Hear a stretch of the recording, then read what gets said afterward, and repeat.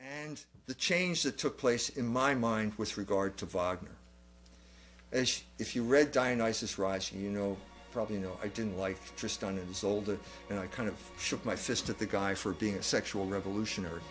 What happened when I was writing Baron Metal is that I listened to the Ring Cycle for the first time, and I listened to Das Rheingold, and it was an incredible experience. Now, it wasn't an experience like Tannhäuser, because I listened to Tannhäuser, and that melody, the Pilgrim Chorus in Tannhäuser, is just a powerful piece of music. It just stops you dead in your tracks. He could write a piece like that.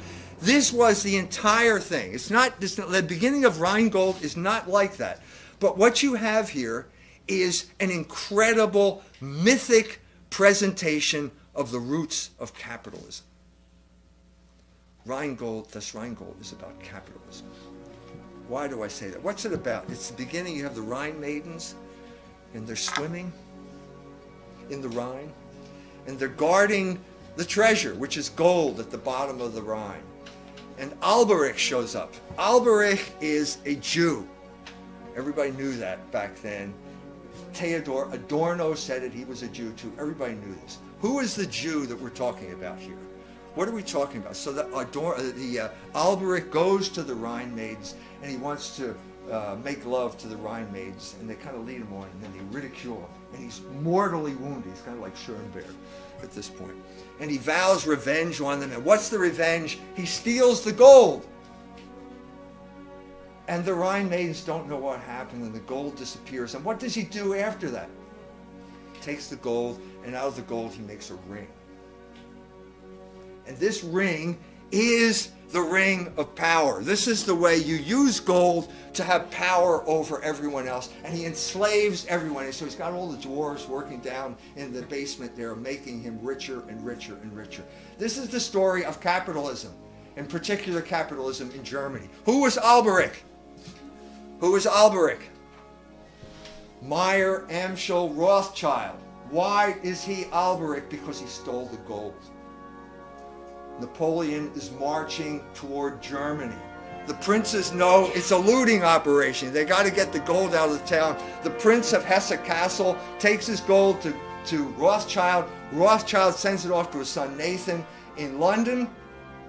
In London, Nathan Rothschild, his son, bets the farm on the outcome of the Battle of Waterloo.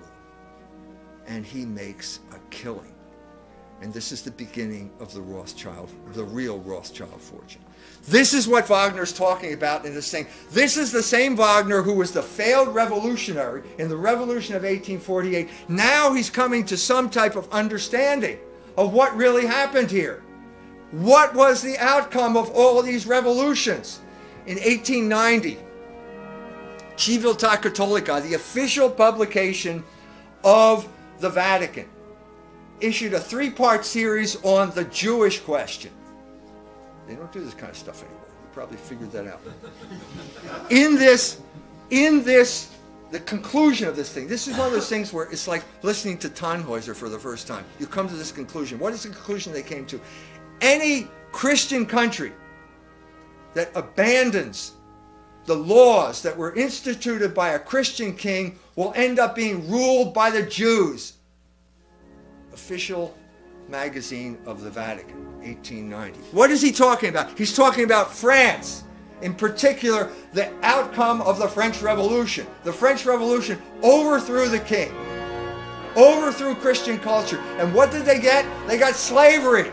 That's why they had the Revolution of 1848 in the first. Capitalism was a worse master than the French king.